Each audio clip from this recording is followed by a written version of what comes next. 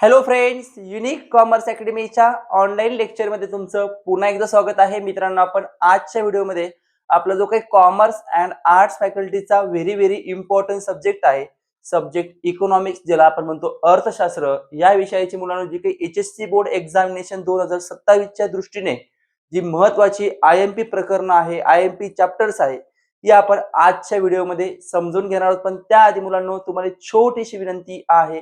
तुम्ही जर चॅनलला नवीन असाल तर चॅनलला सबस्क्राईब करायला विसरू नका, बेल आयकॉनला प्रेस करायला विसरू नका, जेणेकरून येणाऱ्या व्हिडिओची नोटिफिकेशन तुम्हाला आधी बघता येईल. तुमची जर्नी 11वी पासून तर एमकॉम पर्यंत अशीच सुरू राहणार आहे. आणि मुलांनो, आपण मागील व्हिडिओमध्ये आपला जो सब्जेक्ट होता, सब्जेक्ट इकॉनॉमिक्स मीन्स अर्थशास्त्र, या विषयाचा बोर्ड परीक्षेचा पेपर पॅटर्न आपण समजून घेतला होता. तो व्हिडिओ तुम्ही बघितला नसेल तर त्या व्हिडिओची लिंक तुम्हाला ह्या व्हिडिओच्या डिस्क्रिप्शन बॉक्समध्ये दिली जाणार आहे. तसेच तुम्ही या व्हिडिओच्या वरती आय बटन क्लिक करून तो व्हिडिओ बघू शकतात. आणि मुलांनो, आज आपण आपला जो मोस्ट इम्पॉर्टंट टॉपिक आहे किंवा व्हिडिओ आहे तो आपण घेऊयात, की इकॉनॉमिक्स जो सब्जेक्ट आहे यामध्ये कोणकोणते प्रकरण आपल्याला महत्वाचे आहे. तशी तर मुलांना सगळीच प्रकरणं आपल्याला महत्वाची आहे, पण मोस्ट मोस्ट आयएमपी प्रकरण कोणती आहे ती मुलांना आपण आजच्या व्हिडिओमध्ये क्लिअर करणार आहोत. तर मुलांना आपण आता आपल्या व्हिडिओला सुरुवात करूया. तर मुलांना, तुम्हाला बोर्डवर एक पेज डिस्प्ले केलेला आहे बघा. त्याच्यामध्ये काय म्हटलंय, त्यामुळे तुम्हाला स्टार्टिंगला म्हटलंय महाराष्ट्र राज्य माध्यमिक व उच्च माध्यमिक शिक्षण मंडळ पुणे. काय म्हटलंय? महाराष्ट्र राज्य माध्यमिक व उच्च माध्यमिक शिक्षण मंडळ पुणे. त्या खाली म्हटले विषय अर्थशास्त्र, ब्रॅकेटमध्ये कंसामध्ये 49 कंस पूर्ण. मुलांनो, 49 हा आपल्या विषयाचा कोड असतो. म्हणजे अर्थशास्त्र या विषयाचा कोड किती आहे? 49. त्याखाली म्हटले इयत्ता 12वी. त्याखाली काय म्हटले? इयत्ता 12वी. आणि त्याखाली घटकनिहाय आहे गुण विभागणी. म्हणजे मुलांनो, आपल्याला प्रकारानुसार गुण विभागणी दिलेली, म्हणजे कोणतं प्रकरण किती मार्काला आहे हे आपल्याला सांगितलं. याच्यावरूनच आपल्याला क्लिअर होणार आहे की कोणतं प्रकरण आपल्याला मोस्ट आयएमपी, ज्याचा आपण जास्तीत जास्त अभ्यास केला पाहिजे. तर मुलांनो, टोटल आपल्याला 10 प्रकरण आहे. किती प्रकरण आहे? 10. फक्त प्रकरण क्रमांक 3 जे आहे त्याच्यामध्ये अ आणि ब असे 2 भाग आहे. म्हणजे टोटल 11 प्रकरण आपले होतात. पण अ ब जर आपण एकत्र केलं तर आपल्याला किती प्रकरण आहे? 10 प्रकरण आहेत. आपण समजून घेऊया बघा. पहिले कॉलम क्लिअर करूयात आणि मग आपण त्याच्या पुढे जाऊयात. तर बघा, पहिला कॉलम आहे अनुक्रम. पहिला कॉलम काय आहे? अनुक्रम. 2 नंबरचा कॉलम आहे घटक. 2 नंबरचा कॉलम आहे घटक म्हणजेच प्रकरणाचं नाव, ज्याला आपण काय म्हणू शकतो? प्रकरणाचे नाव. 3 नंबर आहे प्रत्यक्ष गुण. 3 नंबर आहे प्रत्यक्ष गुण. आणि 4 नंबर आहे विकल्पासह गुण. 4 नंबर काय आहे मुलांनो? विकल्पासह गुण. मुलांनो, जे प्रत्यक्ष गुण आहे ज्याला आपण विकल्प विरहित गुण सुद्धा म्हणू शकतो. काय म्हणू शकतो? विकल्प विरहित गुण. आता विकल्पासह गुण ही कन्सेप्ट जी आहे ती मी तुम्हाला लास्ट लेक्चर मध्ये बऱ्याच वेळा सांगितलेली आहे. पण परत आपण हा व्हिडिओ संपल्यानंतर शेवटला विकल्पासह गुण नेमकं काय असतं मी तुम्हाला ते समजून सांगणार आहे. तर बघा, आपण सुरू करूया. तर बघा, अनुक्रम मध्ये 1 आहे. घटकामध्ये पहिला घटक आहे आपलं, म्हणजे पहिलं प्रकरण आहे सूक्ष्म आणि स्थूल अर्थशास्त्राचा परिचय. पहिलं प्रकरण आहे सूक्ष्म आणि स्थूल अर्थशास्त्राचा परिचय. प्रत्यक्ष गुण आहे 7 आणि विकल्पासह गुण किती असणार आहे? 10. त्यानंतर 2 नंबरचं प्रकरण आहे उपयोगिता विश्लेषण. 2 नंबरचं प्रकरण आहे मुलांनो उपयोगिता विश्लेषण. त्यामध्ये प्रत्यक्ष गुण आपल्याला असणार आहे 7 आणि विकल्पासह गुण असणार आहे 10. प्रत्यक्ष गुण किती असणार आहे? 7 आणि विकल्पासह गुण असणार आहे 10. त्यानंतर प्रकरण क्रमांक 3 अ आहे. प्रकरण 3 अ मागणीचे विश्लेषण. तिसरं अ प्रकारामध्ये प्रत्यक्ष गुण आहे मागणीचे विश्लेषणाला 8 आणि विकल्पासह गुण असणार आहे 12. त्यानंतर तिसऱ्या प्रकारामध्ये ब भाग आहे मागणीची लवचिकता. तिसऱ्यामध्ये ब आहे मागणीची लवचिकता. त्याच्यामध्ये प्रत्यक्ष गुण आहे 8 आणि विकल्पासह गुण असणार आहे 12. प्रत्यक्ष गुण किती आहे? 8 आणि विकल्पासह गुण आहे 12.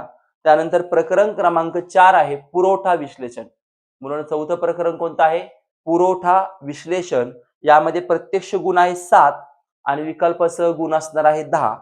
प्रत्यक्ष गुण आहे 7 आणि विकल्पासह गुण आहे 10. त्यानंतर प्रकरण क्रमांक 5 आहे बाजाराचे प्रकार. 5वं प्रकरण आहे बाजाराचे प्रकार. त्यामध्ये प्रत्यक्ष गुण आहे 7 आणि विकल्पासह गुण असणार आहे 10. बाजाराचे प्रकाराला प्रत्यक्ष गुण किती आहे? 7 आणि विकल्पासह गुण आहे 10. त्यानंतर प्रकरण क्रमांक 6 आहे निर्देशांक. मुलांनो, हे प्रकरण थोडंसं गणितीय याच्यामध्ये प्रक्रिया आहे, गणितीय क्रिया आहे, सोपं प्रकरण आहे आणि आयएमपी आहे. यामध्ये प्रत्यक्ष गुण आहे 8 आणि विकल्पासह गुण असणार आहे 11. प्रत्यक्ष गुण किती आहे? 8 आणि विकल्पासह गुण आहे 11. त्यानंतर प्रकरण क्रमांक 7 आहे राष्ट्रीय उत्पन्न. प्रकरण क्रमांक 7 आहे राष्ट्रीय उत्पन्न.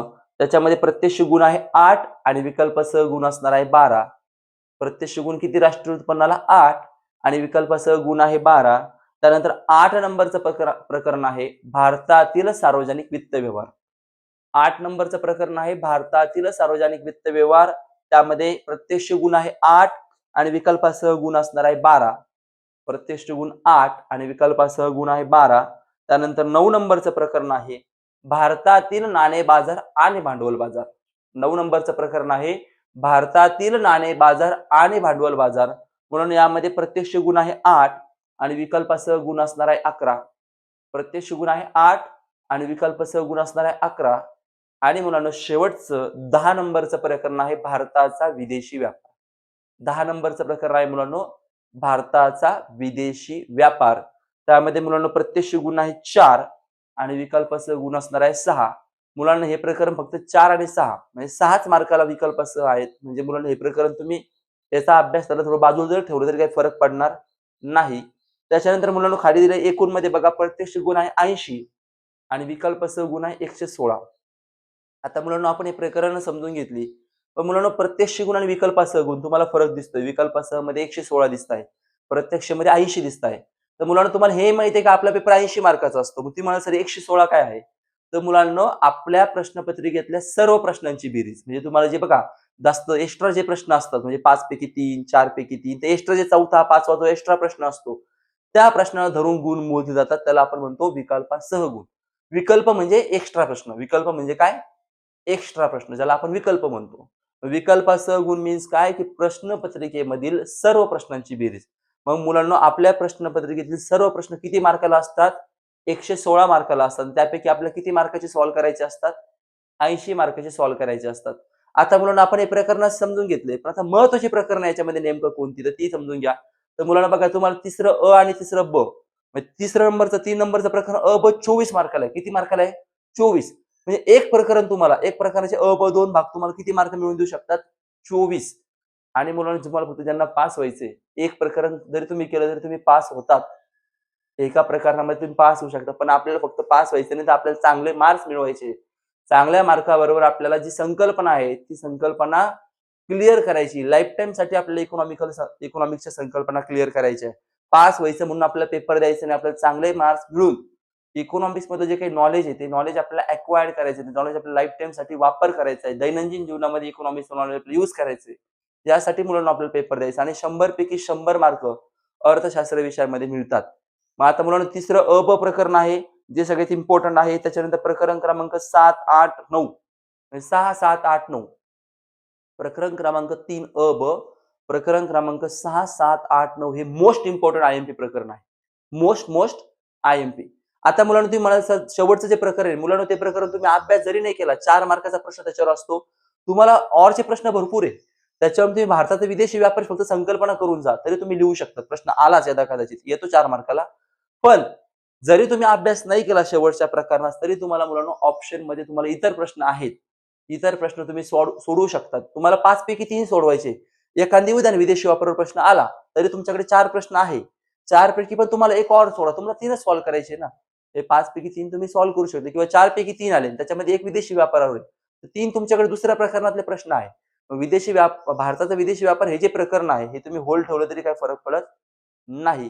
तर मुलांना अशा पद्धतीने आपण आपला जो इकॉनॉमिक्स या विषयाचा जे काही आयएमपी प्रकरण होते ते आयएमपी प्रकरण आपण समजून घेतले. यावरून मुलांना आपल्या आयएमपी प्रकरण म्हणजे वेटेज जे आहे प्रकरणाचं वेटेज मार्काचं वेटेज आपल्याला क्लिअर झालं. तर अशा पद्धतीने मुलांनो आज आपण हे वेटेज क्लिअर केलं. तुम्हाला व्हिडिओ आवडला चॅनल लाईक शेअर आणि सबस्क्राईब करायला विसरू नका. थँक्यू.